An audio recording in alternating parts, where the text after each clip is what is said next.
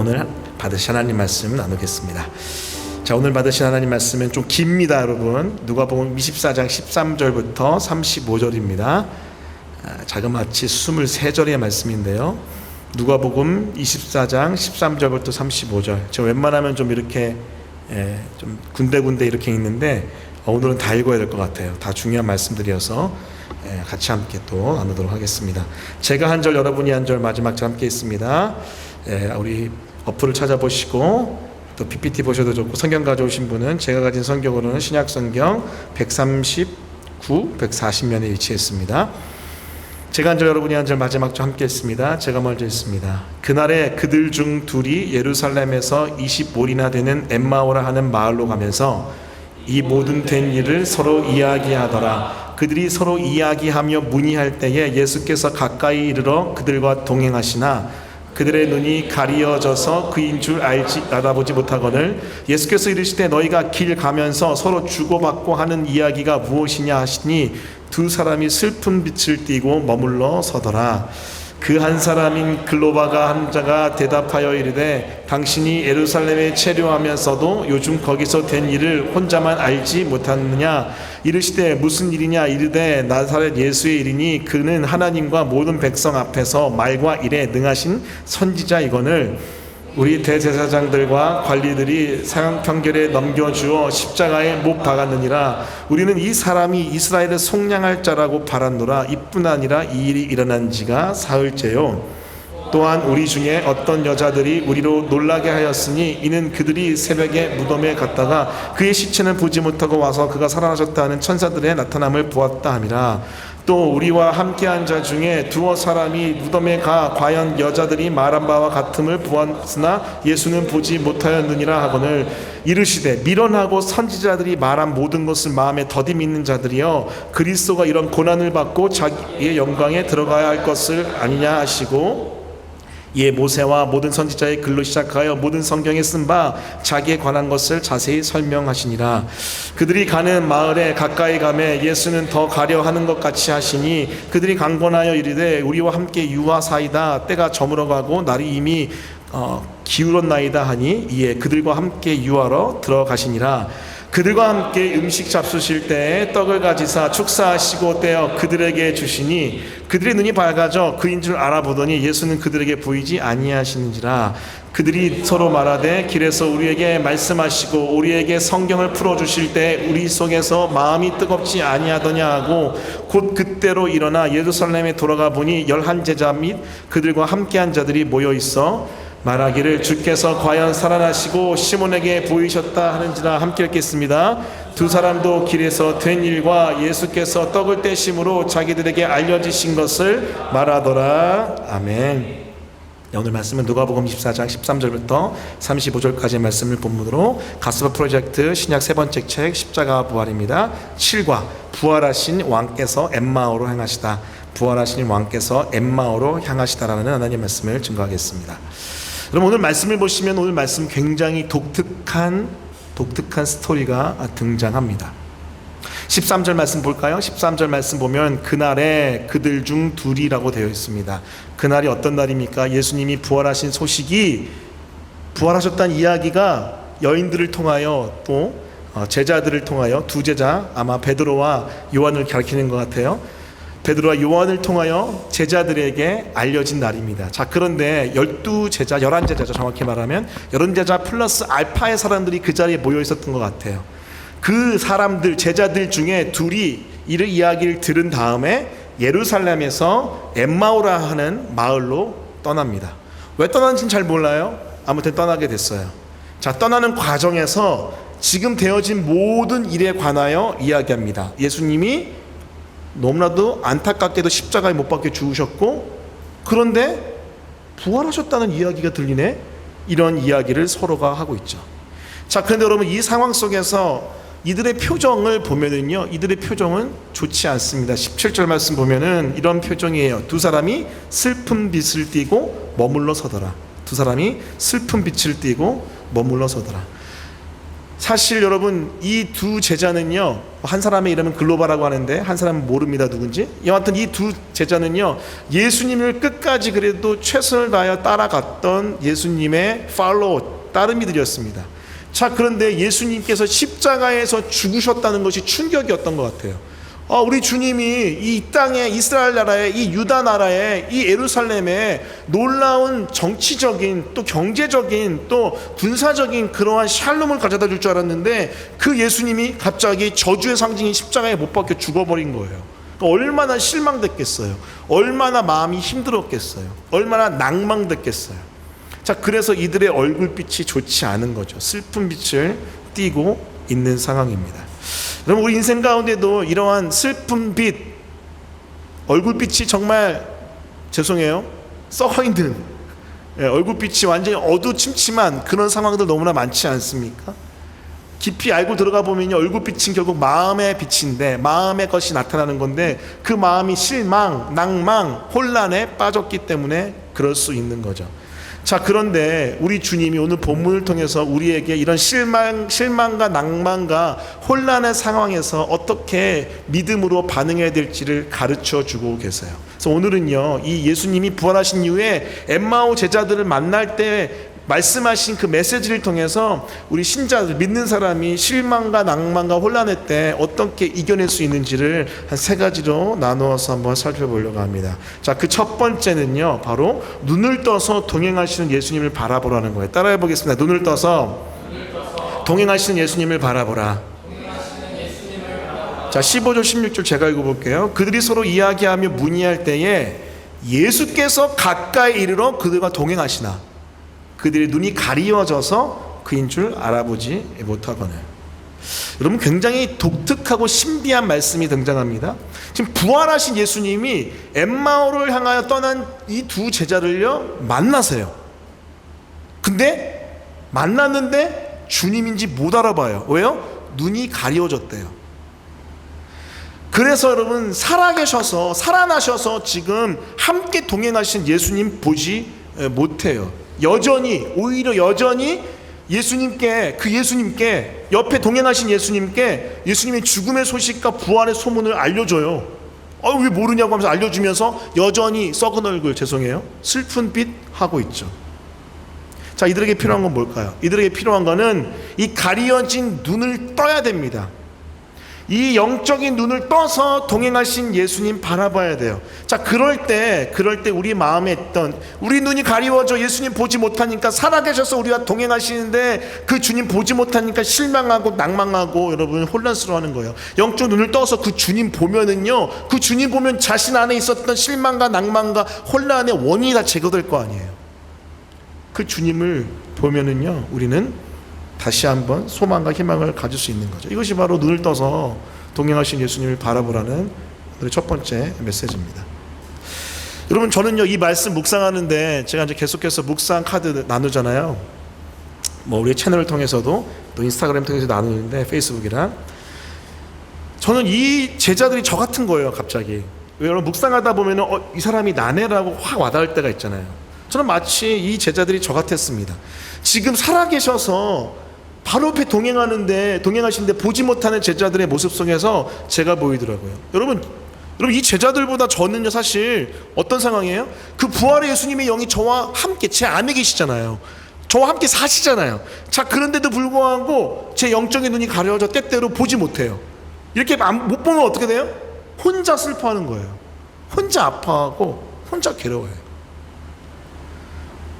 여러분, 예수님의 죽으심과 부활 안에서 여러분 거듭나서 성령님 여러분 안에 계신 거 믿죠? 그렇죠?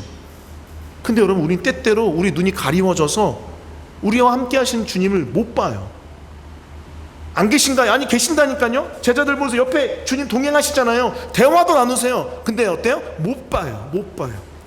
마치 제가 그런 것 같더라고요. 주님 동행하시는데 못 보고 있어요. 그리고 혼자 아파요. 자, 그때 우리에게 필요한 것은요, 믿음의 눈을 다시 한번 떠서 나와 함께 동행하시는 그 주님을 바라봐야 됩니다. 믿음의 시선을 다시 한번 그 주님께 고정해서요, 그 나와 함께 동행하시고 대화 나누시고 나에게 말씀하시는 그 주님의 눈과 입술에 우리의 시선을 다시 한번 집중시켜야 돼요. 자, 그때 그 주님의 눈빛과 그 주님의 미소와 그 주님의 말씀으로 인해서 우리의 외로움과 고통의 눈물이 씻겨질 줄 믿습니다. 할렐루야. 결국은요, 여러분, 어떤 일과 사건이 문제가 아니라 여러분의 영혼의 눈이 주님을 향하여 떠져 있지 않기 때문에 우리는요, 불안과 염려와 근심 속에 살고 있는 것입니다. 여러분, 스바냐 3장 17절 이런 말씀이 있어요. 제가 읽어볼게요. 너희 하나님 여호와가 너희 가운데 계시니 그는 구원을 베푸실 전능자시라. 그가 너로 말미암아 기쁨을 이기지 못하시며 너를 잠잠히 사랑하시며 너로 말미암아 즐거이 부르며 기뻐하시리라 하리라. 여러분, 스바냐 3장 17절 여러분 찬양으로도 많이 만들어진 구절이잖아요. 근데 여러분, 이 내용을 배경을 알면요, 여러분, 우리가 훨씬 더 의미 있게 이 찬양, 이 말씀이 다가옵니다. 이건 소위 말하는 Father's Song, 아버지의 노래라고 불러요.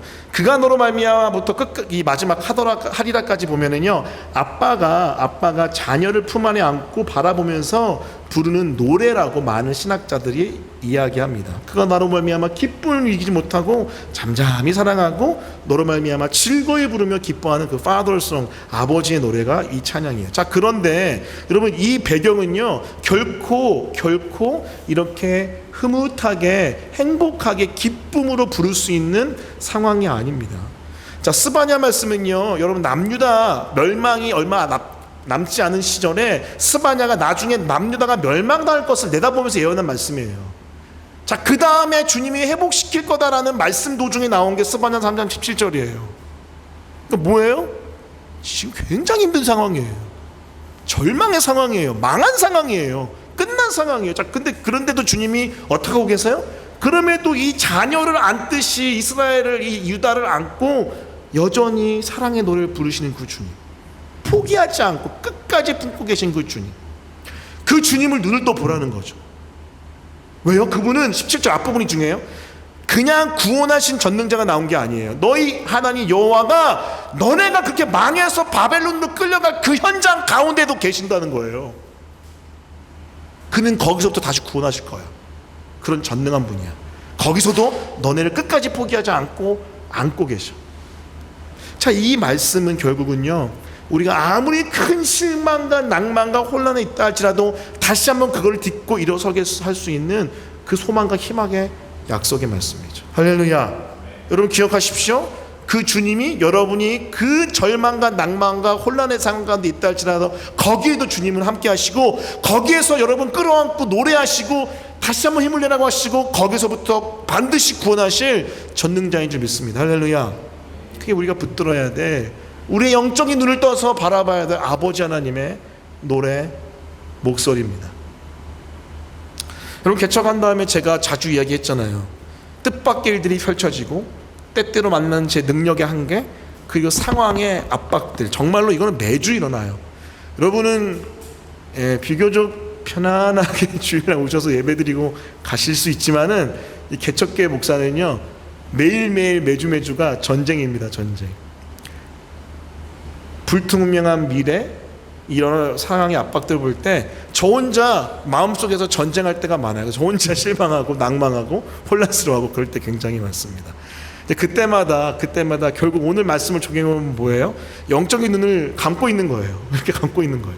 그리고 어두워, 눈 뜨고 보면 주님 계시고 하나님이 말씀하신 미래가 있는데 눈을 감고 있는 거죠. 그런 저를 봅니다. 그런데 여러분, 그 주님은 여전히 동행하시고 부탁했을 때 같이 유하여 같이 교제도 하시잖아요. 여전히 함께 하시고 동행하시는 그 주님, 그 주님이 우리의 주님이세요. 여러분, 제가 약속의 말씀 받았던 게 여러분 개척할 때 여호수아 1장 9절이거든요.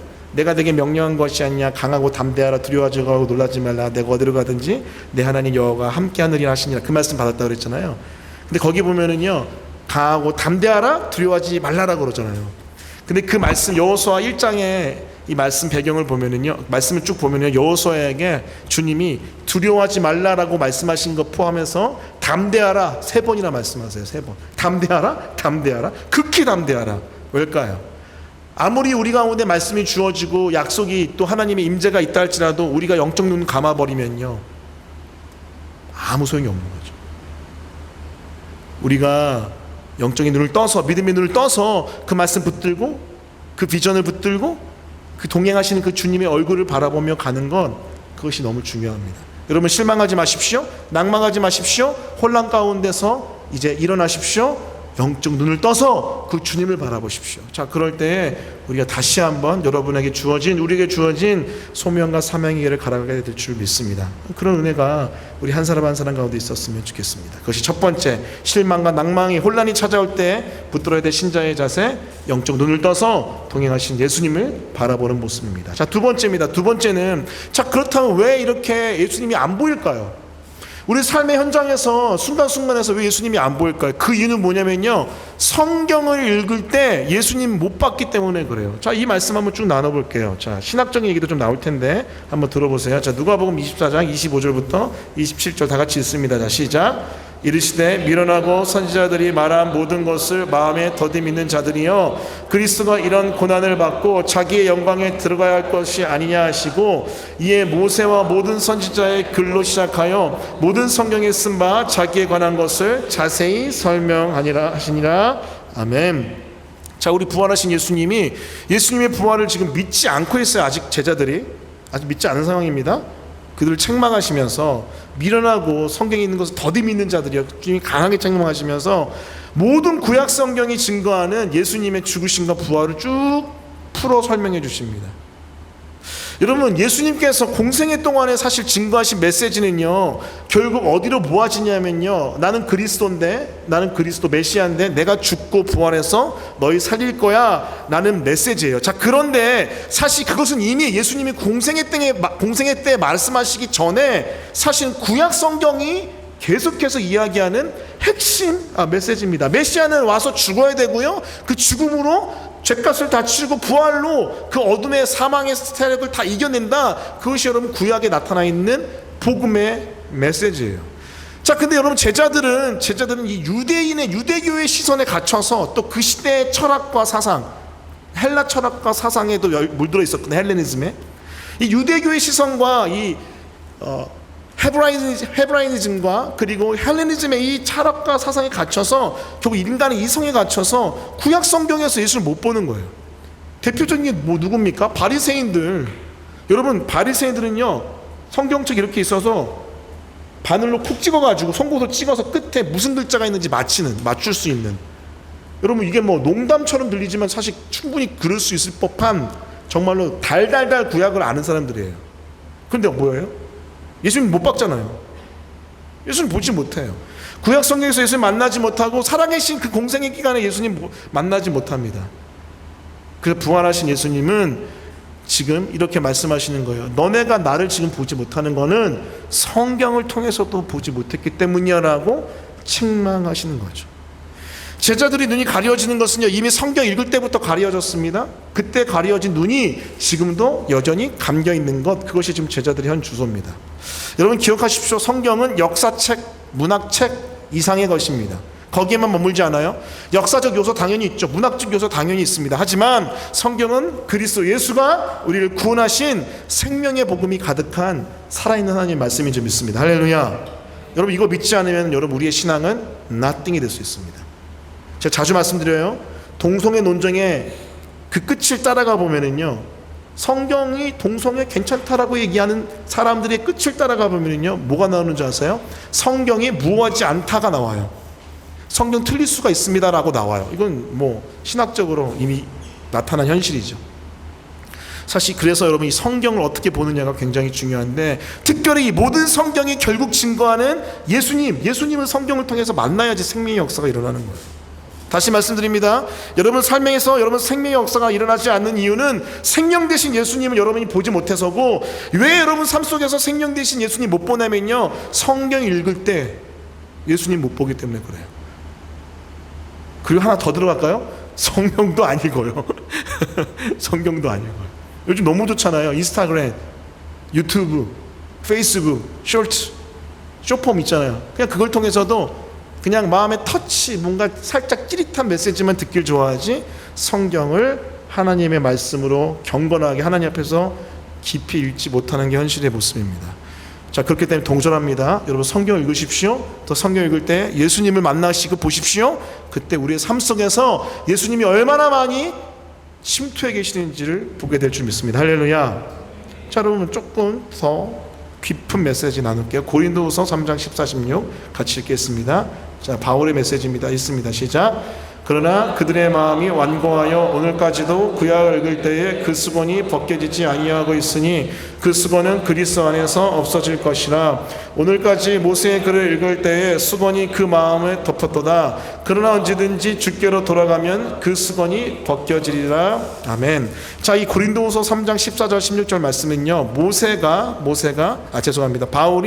바울이 모세의 스토리를 가지고 와서 지금 이 땅에 있는 유대인들이 왜 예수 그리스도를 믿지 못하는지를 설명하는 장면이에요.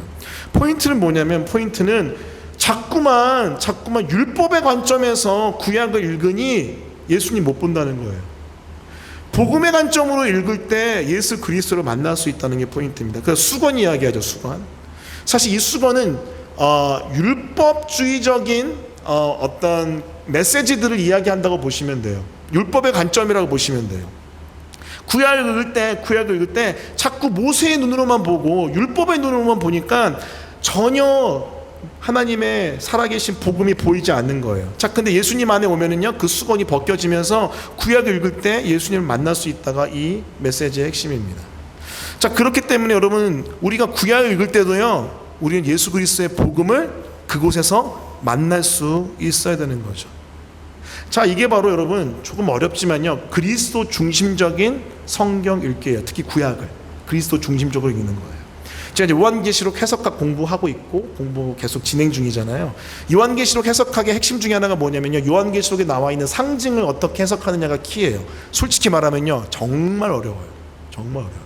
그래서 요한계시록을요, 목사님들이 잘 설교 안 하는 거예요. 설교해도 되게 약간 뼈대만 설교해요. 도대체 구체적으로 이 메시지가 무슨 미닝인지를 잘 이야기 못해요. 왜요? 그 상징이 도대체 무슨 의미인지를 이야기하기가 힘들어요. 제가 잘못 걸렸어요, 공부할 영역이. 그래서 머리가 터집니다, 진짜. 예. 자, 여하튼 근데 이 상징에서 공부를 하다 보면은요, 어디랑 연결되냐면요, 구약을 그리스도 중심으로 해석하고 설교하는 것이랑도 연결되어 있어요. 연결되어 있어요. 자, 한번 들어보세요. 좀 어려울 수 있지만 그래도 여러분 그 신학적 지식도 좀 있어야 되니까. 구약 성경을요, 문법 중심으로만 해석하면요, 그리스도를 발견하는데 많은 제약이 따릅니다. 자, 성경 해석학은요, 세 가지의 아주 중요한 삼각형이 필요해요. 삼각 꼭지점이 필요한데, 하나는 문법적 해석이고요, 하나는 문법 역사적 해석이고, 하나는 문학적 해석이고, 또 하나는 신학적 해석이에요. 이 세 가지 삼각형이 되게 중요하거든요. 근데 자꾸만 사람들이 문법에만 갇혀 있으면요, 여러분 그리스도를 만나기 힘듭니다. 사실은 성경을요, 해석할 때 그것을 넘어서 문학적, 신학적으로 해석하는 데까지 가야지 그리스도를 구약에서 풍성하게 만날 수 있어요. 그래서 저도 이 부분도, 이 분야도 계속 연구하고 있어요. 이것도 사실 되게 어려운, 논쟁이 많은 분야입니다. 자, 그런데 여러분 너무 중요하기 때문에 힘들게 힘내서 계속 공부하고 있습니다. 왠지 아세요? 그 이유는 성경에서 예수 만나야 생명의 구원의 역사가 일어나기 때문에 그렇습니다. 할렐루야. 너무나 중요합니다. 여러분, 감정적으로 예수 그리스도를 성령 체험하는 가운데 만난 사람 있을 수 있어요. 중요해요. 그것도 필요합니다. 자, 근데 여러분 제가 내린 결론이 뭐냐면, 이제 청년사역 16년 하고 이제 개척해서 사역하면서 내린 결론이 뭐냐면요, 성령 체험하는 가운데 뜨겁게 주님 만나는 것도 너무 소중하지만 그 밑바탕에 하나님의 말씀이 이야기하는 예수 그리스도의 진리를 깊이 뿌리내리지 않으면요, 떠나요. 제가 케어했던 사람들 중에서 떠난 사람도 있어요. 슬퍼요. 예, 좀 있어요. 많지는 않은데 좀 있어요. 저한테 되게 충격이었는데, 그분들이 종교적 체험 안 했는 줄 아세요? 예, 그분들이 이렇게, 그 지체들이 이렇게 이야기하더라고요. 종교적 체험이었다. 엄청난 체험을 했어요. 근데 뭐예요? 심리적으로 감정적인 경험이었다. 그냥 끝내버리더라고요. 전 왜일까 생각을 많이 했어요. 왠 줄 아세요? 성경을 통해서 하나님의 진리, 특히 성경을 통해서 예수 그리스도의 진리, 그 주님을요 정면으로 만나지 못했기 때문에 그래요. 만나긴 했죠. 그런데 깊이 새겨져 있지 않으니까 사단이 와서 뒤흔들어 버릴 때 다 날아가는 거예요. 다 날아가요. 무섭습니다. 저 그래서 진짜로 제가 개척교회 할 때 사실 이럴 수 있거든요. 계속 사람 불러요. 계속 불러가지고 모아요. 막 모아서 막 사람들 많이 만들고, 그리고 막 이렇게 으쌰으쌰 해가지고 여러 이벤트도 해가지고 뭔가 활기차 있는 것처럼 해서, 개척교회 빨리 사람 모아서 빨리 성장하면 얼마나 좋아요. 근데 그것보다는 좀 느리지만은 천천히 제자 양육 훈련하는 이유가 있습니다. 바람 불면 다 날아갈 수 있기 때문에 도전합니다. 여러분 지금 자신하지 마세요. 여러분 하나님이 여러분 한번 흔들도록 그런 고난을 허용하실 때 우리가 얼만큼 버틸 수 있을까요? 물론 주님의 택하신 자녀이기 때문에 돌아오고 다시 한번 이겨낼 수 있겠죠. 그런데 저는요 정말로 그 부분에 대해서 목회자로서 심각한 목회적 반성이 있습니다. 여러분 성경을 통해서 진리를 만나십시오. 성경을 통해서 진리의 핵심 되신 예수 그리스도의 복음을 만나십시오. 할렐루야. 귀 있는 자는 들을지어다. 다시 말씀드립니다. 종교를 원한다면 우리 교회에 오지 마십시오. 우리 교회는 종교로 절대로 가지 않습니다. 우리 교회는 복음의 생명으로 예수 그리스도의 살아계시는 말씀으로 나아가는 교회입니다. 그래서 이 부분에 대해서 타협 없이 가니까요, 여러분 같이 함께 달려갔으면 좋겠습니다. 영적으로 죽어 있습니까? 혹시 잠들어 있습니까? 희망과 소망이 안 보이고 낙심과 낭만만 가득합니까? 혹시 또 무기력하고 괴롭습니까? 다시 한번 성경 집어들고 돌레레게, 여러분 라틴어로 집어 읽어라. 어거스틴이 방탕하여 살 때 동네에서 어린아이가 떨레레게 집어 읽어라 라고 노래하고 있었죠. 근데 그게 하나님의 음성으로 들렸고 집어서 펴서 읽었는데 로마서 13장 말씀이었어요. 빛의 갑옷을 입은 자들, 빛의 갑옷을 입은 자들은 그런 호색과 악한 일들을 하지 않는다라고 하는 말씀 읽고 꼬꾸라져서 회심했잖아요. 집어들고 읽으십시오. 그것에서 예수님을 만나십시오. 특히 성경을 복음 중심적으로 읽으십시오. 그때 우리 인생에 답이 있는 줄 믿습니다. 할렐루야. 성경 열심히 읽으시고 묵상도 좀 하시고, 방학이 되니까요 채널을 통해서 여러분 묵상 몇 명 받는지 다 확인되거든요. 반 이상으로 훅 줄었습니다. 묵상도 계속하는 우리 공동체 되었으면 좋겠습니다. 그것이 우리가 삶에서 예수님 안 보이는 이유인 성경 읽을 때 예수님 보지 못했기 때문입니다 라는 메시지입니다. 자, 마지막 세 번째는요, 여러분 변화에 대한 말씀까지 나누고 마무리할게요. 자, 여러분 삶의 변화 언제 일어나냐면요, 성경이 예수로 풀어질 때 우리의 마음이 불타오르고 그 불의 역사로 말미암아 우리의 삶은 변화된다는 거죠. 자, 오늘 말씀, 자 27절부터 좀 길지만 죄송합니다. 25절부터 죄송합니다. 28절부터 35절 다 같이 읽겠습니다. 28절부터입니다. 다 같이 읽습니다. 시작.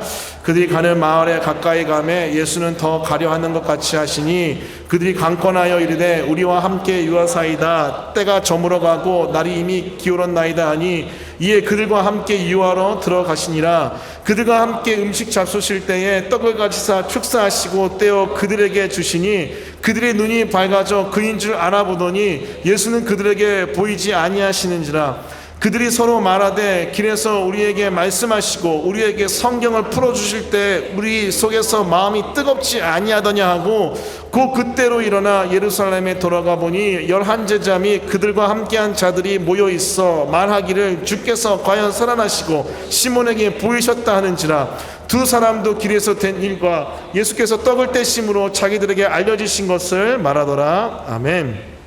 자, 엠마오 두 제자 강권에서 이 예수님을 식탁 교제까지 함께하게 합니다. 자, 근데 그때도 눈이 가려져 있어요. 예수님 알아보지 못해요. 정말 기가 막힌 일입니다. 근데 아마 신학자들이 이렇게 이야기하더라고요. 하나님이 가리신 게 아닐까라는 이야기도 해요. 물론 여러분 아까 말씀드린 것처럼 예수님에 대한 하나님 말씀에 대한 깨달음이 없어서 부활하신 예수님 설마 부활했겠어 하면서 눈이 가려졌을 수도 있지만 하나님이 가리신 것도 있지 않나라는 이야기도 해요. 자, 여하튼 보지 못한 그들 떡을 떼어 나눠 주실 때 떠져요. 눈이 떠집니다. 그때 예수님이 사라지세요. 자, 그 이후에 나눈 대화가 무엇이냐면요, 자 32절에 이런 말씀이 있습니다. 들어보세요. 성경을 풀어주실 때 우리 속에서 마음이 뜨겁지 아니하더냐. 따라해 볼게요. 우리 속에서 마음이 뜨겁지 아니하더냐. 자, 원어로 뜨겁다는요, 불타오른다, 불에 관련해서 번역할 수 있습니다. 우리의 마음이 불타오르지 아니하느냐라고도 번역할 수 있어요. 자, 예수님이 뭐 할 때요? 성경을 풀 때. 뭘로 풀었어요? 모든 선지자와 모든 성경에서 나를 이야기한다라고, 모든 성경, 구약 성경이 예수라는 것을, 예수님을 지향한다는 것을 이야기한다고 풀 때 어떤 역사가 나타나요? 제자들의 마음이 뜨거워진다, 불타오른다라고 얘기합니다. 자, 근데 여러분 중요한 건 이렇게 불타오르는 마음이 이들을요 부활의 증인으로 변화시키는 거예요. 자, 33절 34절 말씀 보면 이런 말씀이 있어요. 곧 그때로 일어나, 자, 쭉 넘어가서 말하기를 주께서 과연 살아나시고 라고 부활의 증인으로 나타납니다. 여러분 기억하십시오. 이처럼 성경이 풀어질 때, 성경이 특히 예수 그리스도로 풀어질 때 우리 마음은 불타오르고요, 우리의 삶은 변화가 일어납니다. 자, 반대로 왜 변화가 없을까요? 성경을 읽을 때 예수 그리스도로 여러분 풀어지지가 않아서 그래요. 왜 마음이 냉랭할까요? 그 가운데 예수님의 그 복음을 만날 때 마음이 불타오르지가 않으니까 냉랭하 있는 거죠. 여러분 도전하고 다시 한번 부탁합니다. 여러분 말씀을 읽을 때 다 예수님을 만나도록 여러분 간절히 주님께 구하십시오. 성경을 집어 읽을 때 그 속에서 예수님 만나게 해달라고 계속해서 간구하십시오. 설교 들을 때, 그리고 경건서적을 접하고 읽을 때 예수님으로 내 영혼이 온전히 충만해질 수 있도록, 그래서 불타오를 수 있도록 여러분 계속해서 기도하셔야 돼요. 자, 그때 우리의 삶에 놀라운 변화의 역사가 나타나는 것입니다. 할렐루야. 결국 성경에서 예수 그리스도의 불을 만나는 건 그것이 우리 인생의 변화의 답입니다. 여러분 미국에서 제가 공부할 때 제가 있었던 학교가 영성학이 되게 좋은 학교거든요. Spiritual Formation 이과가 되게 좋은, 잘 되어 있는 학교였어요. 덴버 세미너리가. 근데 이 Spiritual Formation의 핵심이 뭔지 아세요? 그것은 바로 예수님을 계속 만나는 거예요. 잘 들어보세요. 여러분 무슨 뭐 이렇게 돌을 닦는 게 아니고요. 기독교의 영성의 이 개발은, 스피리추얼 포메이션은 뭐 돌을 닦고 뭐 고행을 하고 막 이렇게 뭐 성경 만독 이런 게 아니고요. 예수님을 계속 만나고 예수님과 계속 교제하고 예수님을 계속 바라보는 거예요. 그러면서 예수님을 닮아가는 것, 이것이 바로 여러분 스피리추얼 포메이션의 아주 핵심입니다. 그래서 여러분 유기선 목사님이 이야기하시잖아요. 항상 24시간 예수님 바라보자. 저는 굉장히 중요한 캐치프레이즈라고 생각해요. 24시간 예수님 계속 만나고 바라보면은요 변화가 돼요. 왜요? 그 속에서 예수 그리스도의 불이 우리 인생 가운데 임하게 되고 우리를 변화시키는 그 불의 역사가 나타나기 때문에 그렇습니다. 여러분 혹시 큰바의 얼굴 이야기 아세요? 큰바의 얼굴? 너무 오랜만에 여러분 초등학교 때 읽었나? 중학교 때 읽었나? 큰바의 얼굴 이야기. 한번 들어보세요. 여러분 미국의 어느 지역에 어니스트라는 꼬마가 살았어요. 소년이 살았는데 그 자기 어니스트가 살았던 그 지역에, 그 시골에 저 먼데 산에는요 큰 바위의 얼굴을 하고 있는, 큰 얼굴의 얼굴을 이렇게 나타내고 있는 바위가 이렇게 있었어요. 다 돌산이 있었어요. 그래서 그 돌산의 이름이 큰 바위 얼굴이었는데 그 시골에서 약간 전설처럼 내려오는 게 뭐냐면은 저 큰 바위 얼굴이 반드시 이 땅에 나타날 거다. 그래서 이 땅을 변화시킬 거다. 뭐 이런 소문이 있었어. 이런 전설이 있었어요. 그래서 이 소년 어니스트는 그 사람을 기다렸죠. 근데 어렸을 때 어떤 부자가 와요. 어떤 부자가 오는데 이 부자가 그 사람인가 했는데 사람들이 막 난리가 난 거예요. 이 동네 출신의 부자가 돌아왔는데 그 사람이 아닌가 했는데 그 사람 아니었어요. 오히려 탐욕스럽고 악한 사람이었죠. 그리고 세월이 흘러서 어떤 장군이 오는데 정말로 탁월한 전쟁광이라고 불리는 장군이었는데 사람들이 이 사람일 수도 있겠다라고 막 이야기해요. 하지만 그 사람도 아니었어요. 그러면서 어니스트는 계속해서 큰 바위를 바라보면서 기다립니다.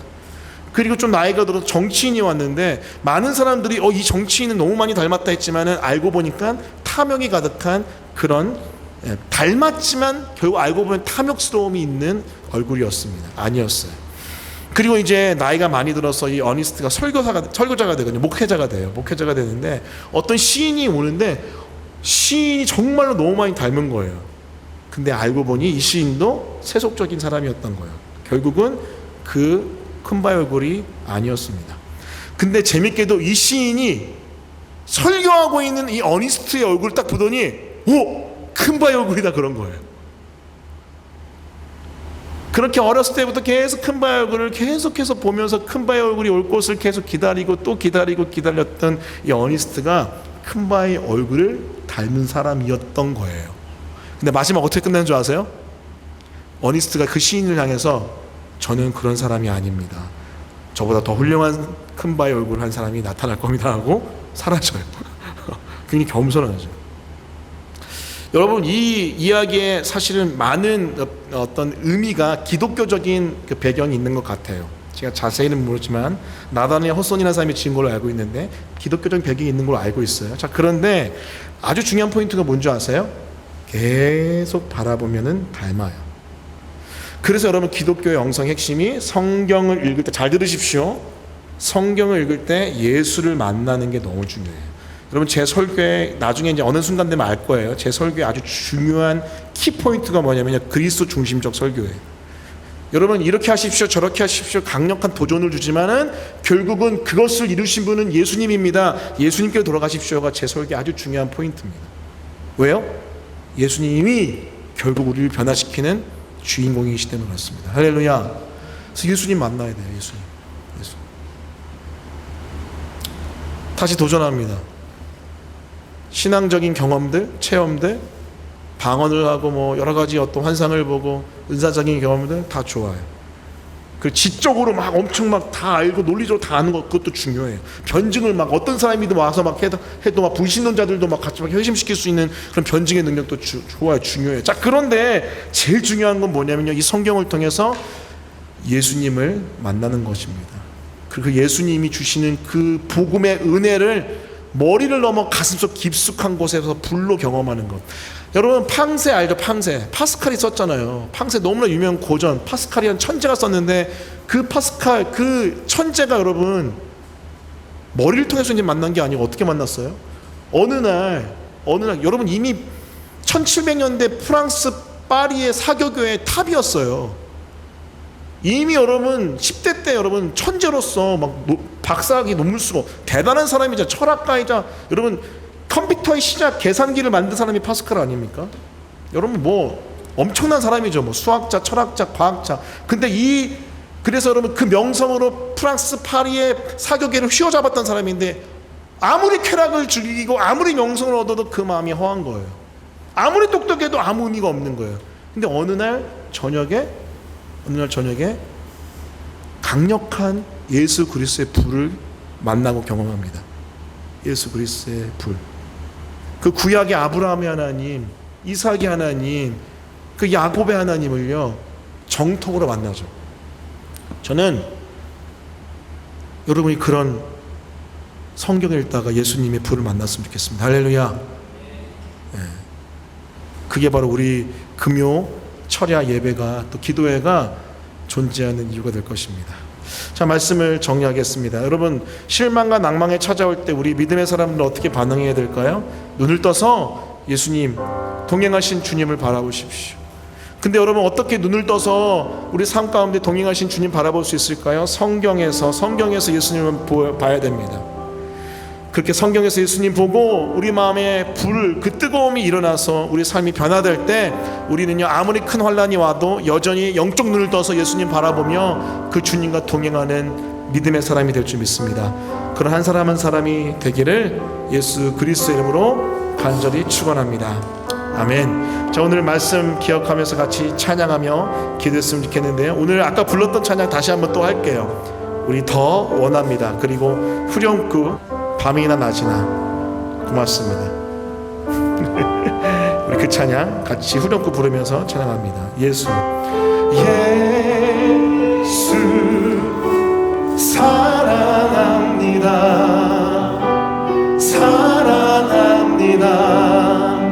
온 마음 다하여 오직 주님 한 분만 간절히 더 원합니. 다시 한번 예수 사랑합니다. 예수 사랑합니다.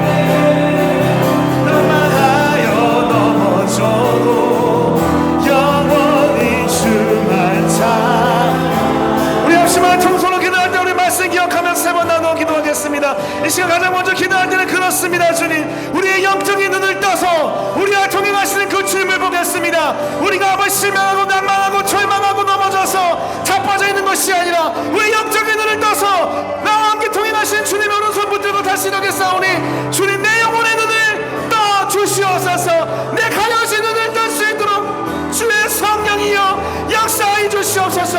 우리 주 한번 주시고 통성으로 기도하겠습니다. 기도